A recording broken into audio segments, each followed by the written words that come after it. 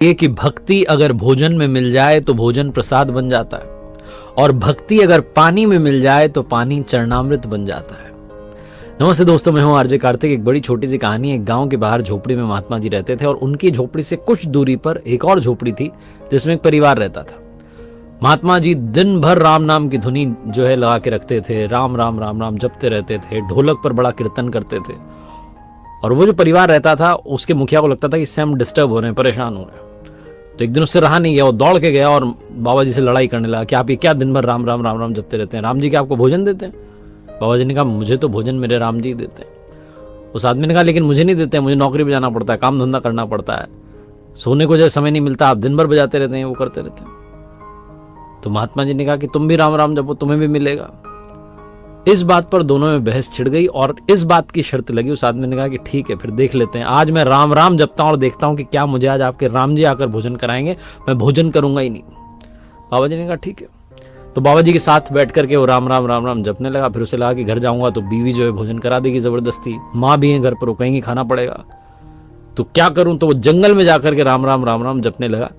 एक पेड़ की डाली पर बैठ गया और वहीं पर वो राम राम जप रहा था। और इस चक्कर में वो दूर गया था कि उसे कोई भोजन ना करा दे। अब आप प्रभु की लीला देखिए कि वहां से एक गांव के व्यापारियों का समूह निकल रहा था, ग्रुप निकल रहा था। उन्हें भी भूख लगी थी तो उस पेड़ के नीचे रुक गए, अपने साथ में खाना बनाने का सारा सामान लाए थे तो भोजन बनाने लगे। और उनका भोजन बनकर के तैयार था, वो भोजन करने वाले थे कि किसी ने आकर के सूचना दी कि पीछे से डाकू आ रहे हैं। अब सारे व्यापारी थे, पैसा भी था इनके पास में, सोने चांदी के आभूषण भी थे, तो ये बिना देरी के वहां से निकले कि भोजन छोड़ चलो, भोजन घर जाके फिर कर लेंगे, यहां से चलो। ये चले गए। वो गर्मा गर्म भोजन बन करके वहां तैयार था। डाकू जब उस जगह आया तो उन्होंने देखा कि बड़ी स्वादिष्ट जो है महक आ रही और बड़ा अच्छा जो है भोजन बन के तैयार है, लेकिन जिसने बनाया वो खा के क्यों नहीं गया। तो डाकुओं के सरदार ने अपना दिमाग लाया कि हो सकता है ये हम सबको एक साथ मारने की साजिश हो, किसी ने जहर मिला दिया भोजन में। तो सारे डाकुओं ने कहा बिल्कुल सरदार आप सही कह रहे हैं, ढूंढ लेते हैं किसने ये किया है। तो आसपास वो इलाका ढूंढने लगे, उन्हें कोई दिखा नहीं। डाकुओं के सरदार ने ऊपर की तरफ देखा तो उसे पेड़ पर बैठा हुआ आदमी दिख गया जो राम राम जप रहा था लेकिन भोजन नहीं करना चाह रहा था। डाकुओं के सरदार ने कहा ये रहा वो कलाकार जिसने साजिश की है, उतारो इसको नीचे। उस आदमी को नीचे उतार के लाए और उससे कहा तू भोजन कर, पहले तूने इसमें जहर मिलाया? उसने कहा नहीं मैंने नहीं मिलाया। बोले खा के दिखा, पहले तू चख। उसने कहा मैं नहीं खा सकता हूं, क्योंकि उसने तो अंदर से प्रण ले रखा था, शर्त लगा रखी थी बाबा जी से कि मैं आज खाऊंगा ही नहीं। डाकुओं ने एक लठ मारा, बोला खा। उसने कहा मैं नहीं खाऊंगा। डाकुओं के सरदार ने कहा अगर तू जब तक नहीं खाएगा तुझे लठ मारते रहेंगे, तुझे भोजन करना ही पड़ेगा और पहले खा के दिखा कि ये सही है कि नहीं है।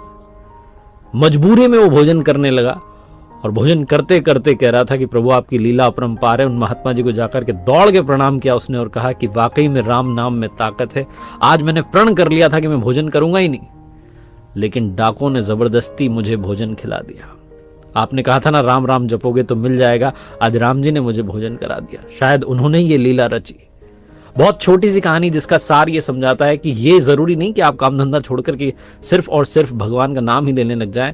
आप जो काम कर रहे हैं, जिस व्यवसाय में काम धंधा कर रहे हैं, क्षेत्र में पढ़ाई कर रहे हैं, जो भी कर रहे हैं करते रहिए, लेकिन जिस नाम से आप उन्हें पुकारते हैं उनकी भक्ति में कमी मत रखिए, क्योंकि उनकी भक्ति की शक्ति बहुत है। और आप जिस क्षेत्र में आगे बढ़ना चाहते हैं, अगर उनकी जरा सी भी कृपा हो गई तो आपका काम पल में हो जाएगा।